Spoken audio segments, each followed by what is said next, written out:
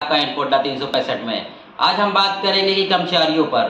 कर्मचारी हमारे देश की जो शान है, आन है, बान है और उन्होंने इस देश को आगे बढ़ाया है। 2005 से ही उनकी एक मांग रही है पुरानी पेंशन स्कीम की, ओपीएस की। ओपीएस की मांग उनकी काफ़ी पुरानी हो चुकी है। इसको लेते हुए आए दिन धरना प्रदर्शन हमारे कर्मचारी संगठन करते रहते हैं। लेकिन अब सरकार ने उनकी सुन ली है। सरकार लाई एक नई योजना, इसका नाम है यूपीएस। यूपीएस के बारे में कुछ खास बातें मैं आपको बताना चाहता हूँ और यहीं पे हम अंतर देखेंगे।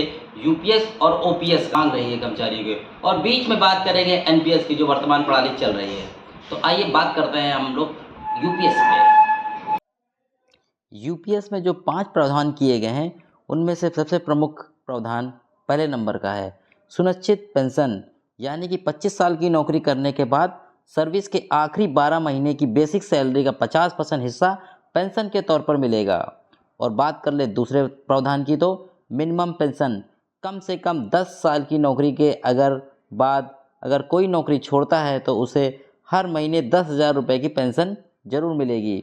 और बात करें तीसरे नंबर पॉइंट की, तो सुनिश्चित फैमिली पेंशन, यानी कि सर्विस के दौरान मौत होने पर परिवार को पेंशन का 60% हिस्सा मिलेगा।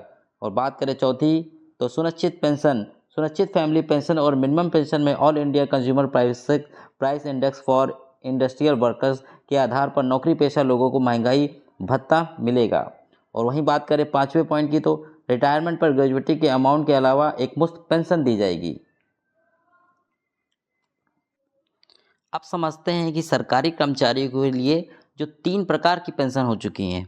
पहली हमारी ओल्ड पेंशन स्कीम। इसके प्रावधानों की बात करें तो कर्मचारियों को आखिरी मूल वेतन का 50% पेंशन के रूप में मिलता था। कर्मचारी का कोई योगदान नहीं देना पड़ता था। योजना में केवल सरकारी कर्मचारी शामिल थे। डीएनएस रिलीफ का प्रावधान था, यानी हर 6 महीने में महंगाई भत्ते के अनुसार पेंशन बढ़ जाती थी। अब वहीं बात करें नेशनल पेंशन स्कीम की, एनपीएस की, निवेश के आधार पर पेंशन मिलती थी। सरकारी निजी सभी कर्मचारियों के लिए थी। सरकारी कर्मचारी 10% योगदान देते थे, सरकार इसमें 14% का योगदान देती थी। और वहीं बात करें तो अगले यूनिफाइड पेंशन स्कीम की, तो इसमें मूल वेतन की 50% पेंशन मिलेगी। 10 वर्षों से अधिक और 25 वर्ष से कम में रिटायर हुए अनुपातिक रूप से लाभ मिलेगा। कर्मचारी का योगदान 10% है और सरकार का योगदान 18.5% रखा गया है। एनपीएस की ही तरह बाजार से जुड़ा निवेश नहीं होगा, जबकि ओपीएस की तरह डीआर का प्रावधान रहेगा। एनपीएस वाले कर्मचारी भी शामिल हो सकते हैं।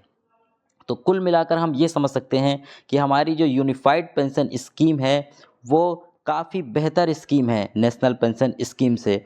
तो कर्मचारी इसका फ़ायदा ज़रूर उठाएंगे। इस योजना को 1 अप्रैल 2025 से लागू किया जाएगा। आप सभी की इस पर क्या राय है, इस पेंशन स्कीम पर, ये मुझे कमेंट करके ज़रूर बताएं। आगे के प्रावधान इसमें जैसे ही जुड़ते हैं, जैसे ही इसका ड्राफ्ट पूरी तरह से आता है, वो आपको इस चैनल पर ज़रूर देखने को मिलेगा। धन्यवाद। Thank you so much for watching.